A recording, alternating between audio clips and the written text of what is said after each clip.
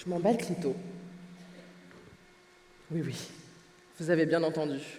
Je m'en bats le clito. Il y a bien des personnes qui s'en battent les couilles, non? Eh bien moi, je m'en bats le clitoris. Ça vous fait quoi quand je vous dis ça?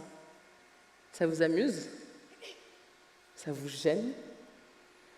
Ça vous énerve? Ça vous indigne? Ça vous rassure?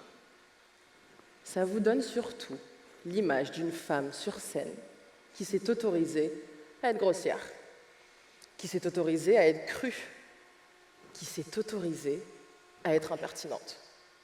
Et pour autant, ai-je l'air vulgaire? Et puis quand bien même je le serais, quel est le problème? Et puis au fond, ça veut dire quoi être vulgaire? Moi, j'ai commencé ma vie abandonnée sur un lit d'hôpital, à Niamey, au Niger, en Afrique de l'Ouest. Quelques jours après, sans lettres, sans information, je me suis retrouvée dans un orphelinat dans lequel, parmi des dizaines et des dizaines de garçons, j'étais la seule fille, cynique. À 2 mois, j'étais adoptée. Et ce que m'ont toujours dit mes parents, c'est qu'il suffisait de te regarder dans les yeux pour comprendre que tu voulais bouffer le monde et vivre à tout prix. On a vécu au Niger, on a vécu en France, en Espagne et à Madagascar. Je viens d'une famille de grands pédagogues. Mère française, inspectrice de l'éducation nationale, et père libanais au foyer, passionné de cuisine, de jardinage, de littérature et de rhétorique. J'ai vu ma mère s'en battre le clito toute ma vie. De ses thèses sur l'argot à sa ténacité, ses silences pour ne pas insulter. Et ses conseils à l'adolescence de l'ordre de « Franchement, les filles, vous devriez vraiment vous concentrer et avoir un amant dans chaque continent. » Les réunions parents-profs, l'organisation de l'entièreté de mes soirées pyjama, mes premiers tampons, mes premières serviettes, c'était mon père. À 2 ans, quand on venait me chercher à la garderie, barbouillée de sauce tomate de la tête aux pieds et qu'on me disait « Bah alors Camille, t'as fait quoi aujourd'hui ?» Je répondais « Sauter, sauter, danser, danser, sauter, sauter, danser, danser », en boucle jusqu'à la maison. À 4 ans, quand je faisais une bêtise et que mes parents s'exclamaient « Franchement, t'exagères », je répondais « Non, non, je ne suis pas exagère ». À 6 ans, je m'indignais devant cette professeure qui me disait pendant une dictée « T'as fait une faute, Camille, je te rappelle que le masculin l'emporte sur le féminin ». À 11 ans, je foutais un pain dans la gueule de ce garçon qui avait harcelé toutes mes copines et fini par être raciste avec moi. À 14 ans, je rêvais d'être la première chef-feu noire française étoilée au guide Michelin.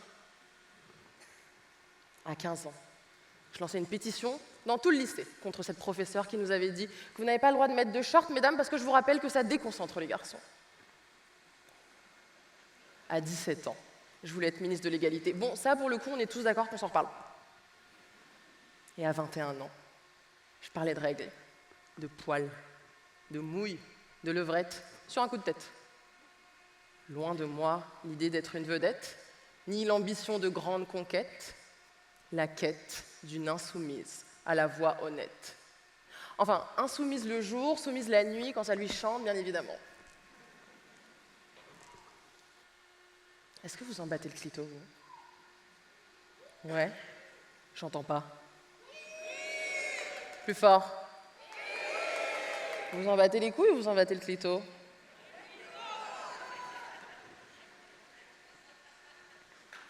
On peut penser que tout cela est terriblement banal.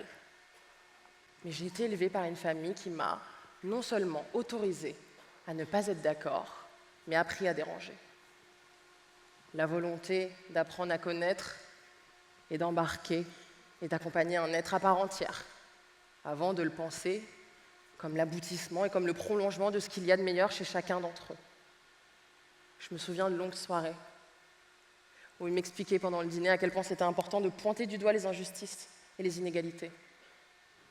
Je me souviens de longues soirées pendant lesquelles c'est mon père qui retapait à la main toutes les lignes de mes punitions. Va, vie et devient a toujours eu un goût de va jouer et dérange chez Léo Montcarnel. Ma vie a été une vie d'autorisation. Chaque jour, on m'a autorisée et je me suis autorisée en héritage. Finalement, je crois que je l'incarne, cette autorisation. Vous en pensez quoi?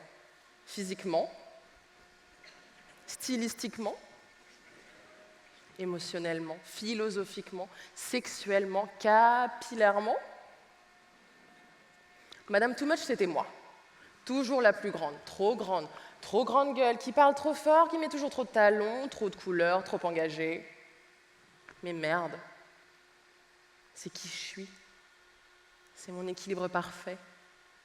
Je suis la pire ennemie du patriarcat. Vous savez quoi? Si Satan avait un visage, ce serait le mien.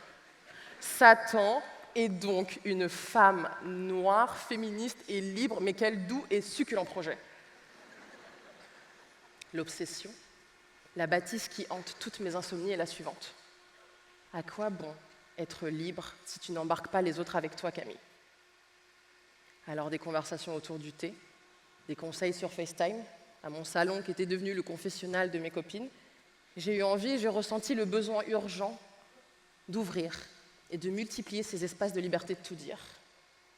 Quoi de mieux que de parler du sujet le plus tabou et tu sur la plateforme la plus publique et vue? L'expression « je m'en bats le clito », au-delà d'être un compte Instagram, c'est un symbole de provocation qui me permet d'imposer et de faire entendre certains sujets. Je m'en bats le clito, c'est la permission, c'est se moquer de soi, c'est assumer ses désirs, c'est poser ses limites pour mieux explorer, c'est respirer le consentement. Je m'en bats le clito, c'est avant tout un cri d'affranchissement, un cri qui part de ma liberté, mais qui veut venir réveiller ce qu'il y a de plus libre chez chacun et chacune d'entre vous. Oui, mais c'est facile pour toi, Camille, t'as confiance en toi, on fait comment, nous? C'est ça que vous avez envie de me dire. J'entends l'interrogation, mais c'est bien plus radical que ça en ce qui me concerne. La confiance en soi, ce n'est pas le résultat d'une putain d'équation. C'est un choix. Et c'est un choix très politique. Figurez-vous que le jour où j'ai compris que ma copine qui faisait du 38, celle qui s'était fait refaire les seins, l'autre les fesses, celle qui avait 0 bourrelet, 0 vergeture, celle qu'on arrêtait 4 fois dans la rue pour lui dire qu'elle était quand même méga belle, n'avait toujours pas confiance en elle, j'ai compris qu'on était en train de se faire niquer. Que l'enjeu était de nous occuper à vie à la grande question de l'amour de soi et de la confiance en soi. Eh bien, pendant ce temps, on ne jouit pas, on ne se touche pas, on ne mange pas des plâtrés de pâtes à la sauce tomate, on ne trempe pas notre pain dans l'huile d'olive, on ne danse pas en petite culotte sur nos tapis, et en fait, on ne transpire pas sur des inconnus en dansant le zouk le vendredi soir. Bref, on est moins libre. Alors, chères personnes qui m'écoutez, on a confiance en nous parce qu'on refuse catégoriquement de ne pas avoir confiance en nous. Quand on parle de moi, avant de dire que je suis une déesse réincarnée et une putain de queen aux boules d'enfer, ce qu'on va dire de moi est la chose suivante. Camille, c'est plus qu'une épicurienne, c'est une sybarite née.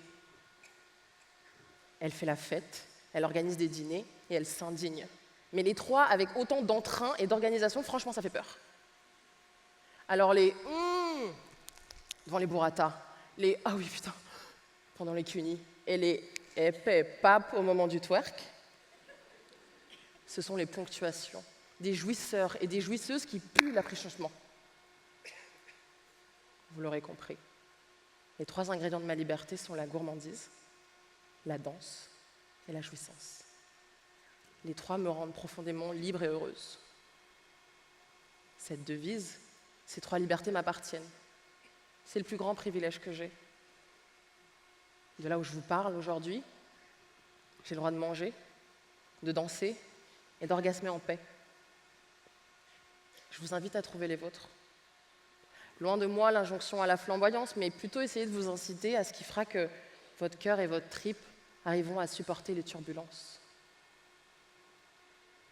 Finalement, je crois que c'est l'histoire d'une femme qui, dans un monde qui s'en bat les couilles, s'est autorisée à s'en battre le clito.